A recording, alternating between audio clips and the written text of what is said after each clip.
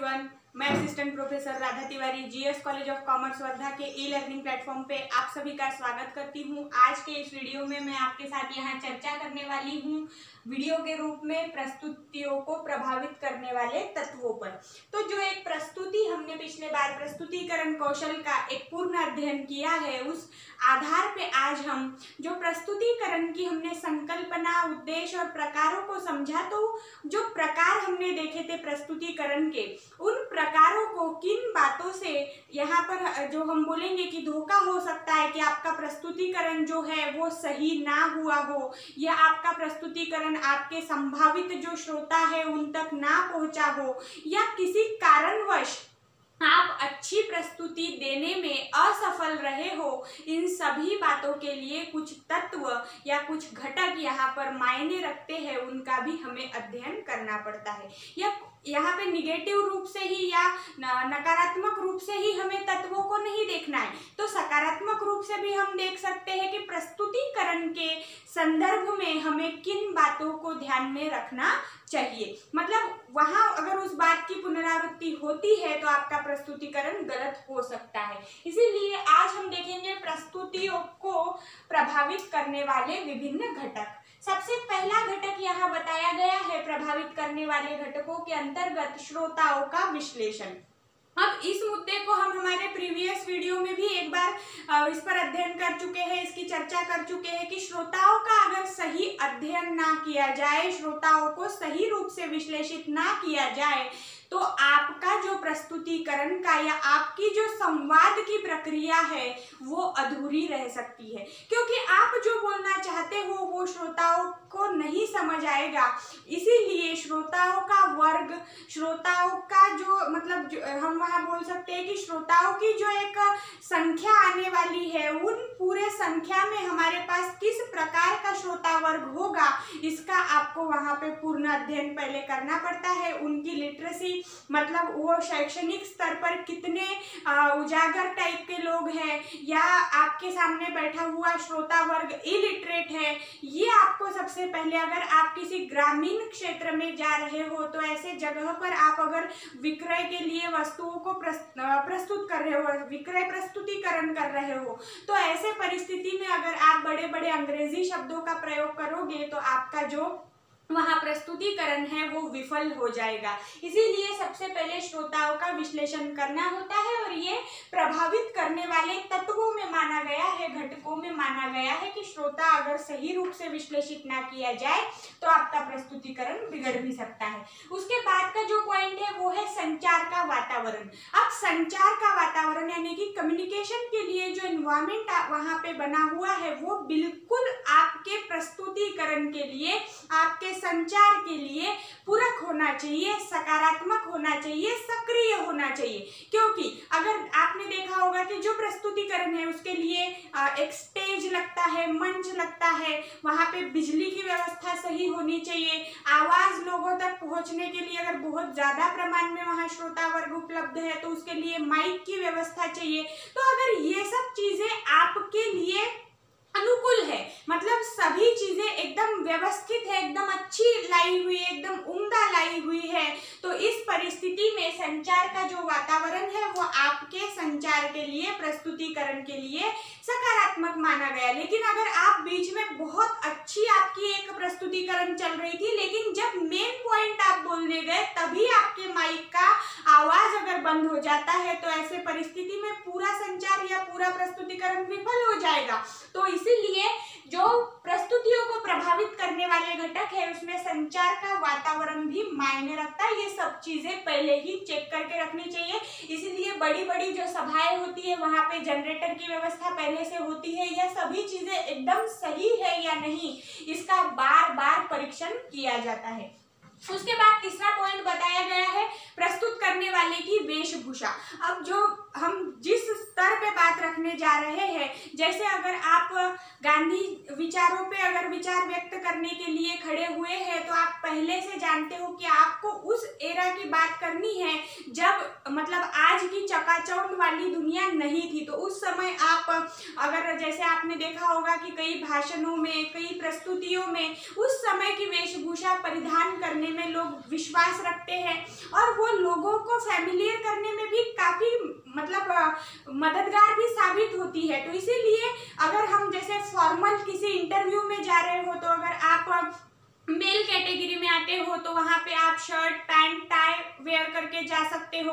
अगर आप female category में आते हो तो एक साधारण सा सूट, या आजकल लड़कियां भी वहां पे मतलब शर्ट पैंट को पहनना ये करती है, प्रेफर करती है। तो ये सब चीजें फॉर्मल, इसमें अगर आप बहुत चकाचौंध वाला ड्रेस लड़कियां पहन के चली जाए और लड़के अगर शेरवानी पहन के चले जाए तो ये बिल्कुल ही विफल हो जाएगा। तो ऐसा समय का अवधान रखते हुए हमें वेशभूषा रखनी होती है, पहननी होती है। और वेशभूषा जो होती है वो प्रस्तुतिकरण के वक्त बहुत ज्यादा मायने रखती है, इसीलिए ये भी एक प्रभावित करने वाला तत्व है। उसके बाद का जो तत्व माना गया है वो है प्रस्तुति का आरंभ एवं अंत।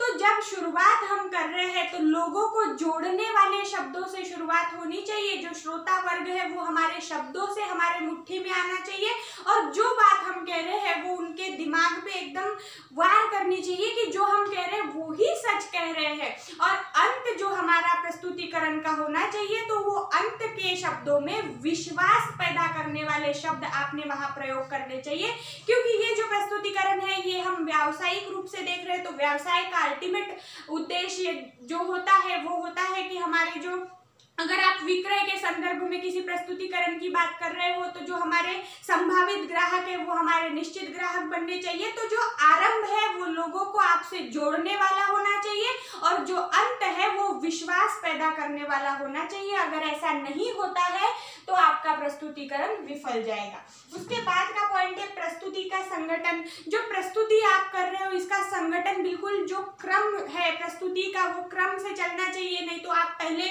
जो चीज आपको सबसे अंत में बोलनी थी वही आपने शुरुआत में बोल दी, और फिर उसको जो पूरक मुद्दे थे वो आप बाद में रख रहे हो। तो इससे कोई ये नहीं है। मतलब जो पॉइंट्स है वो शुरुआती दौर से लेकर तो निष्कर्ष तक का एक संगठित वे में होने चाहिए, एक वेल मैनर में होने चाहिए, और इसी आधार पे आपका प्रस्तुतिकरण सफल हुआ या विफल हुआ ये निर्धारित किया जाता है। उसके बाद है भाषा एवं शब्द। भाषा एवं शब्द श्रोताओं से जोड़ने वाले होने चाहिए। श्रोताओं को ना समझ आए ऐसे शब्दों का प्रयोग भी ना करें, लेकिन जिस भाषा का प्रयोग हम कर रहे हैं वो मीठी होनी चाहिए, मधुर होनी चाहिए। किसी की भावनाओं को, किसी की संकल्पनाओं को ठेस पहुंचाने वाली भाषा का प्रयोग ना किया जाए, तभी हमारा प्रस्तुतिकरण मतलब बिना विघ्न वहां पे पूर्ण हो सकता है। नहीं तो लोग उत्तेजित भी हो सकते हैं अगर गलत भाषा का प्रयोग किया जाए। उसके बाद है आवाज की गुणवत्ता।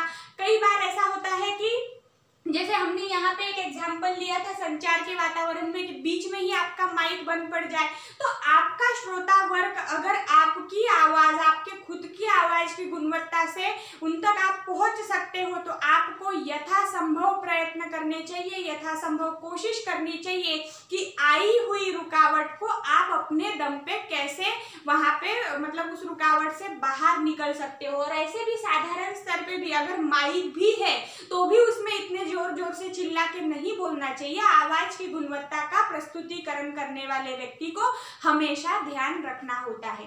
उसके बाद है देह बोली, जो हमने बॉडी लैंग्वेज एक पूरा वीडियो इस पे लिया हुआ है। तो देह बोली यानी कि शारीरिक भाषा, या जिसको हम बॉडी लैंग्वेज या काइनेसिक्स भी कहते हैं, तो इसमें जो आंखों का कांटेक्ट है वो मतलब जो वक्ता है उसका श्रोताओं से आई कांटेक्ट बिल्कुल सेम इसमें होना चाहिए। सभी लोगों को ऐसा लगना चाहिए कि वक्ता ने एक बार मेरी ओर देखा है।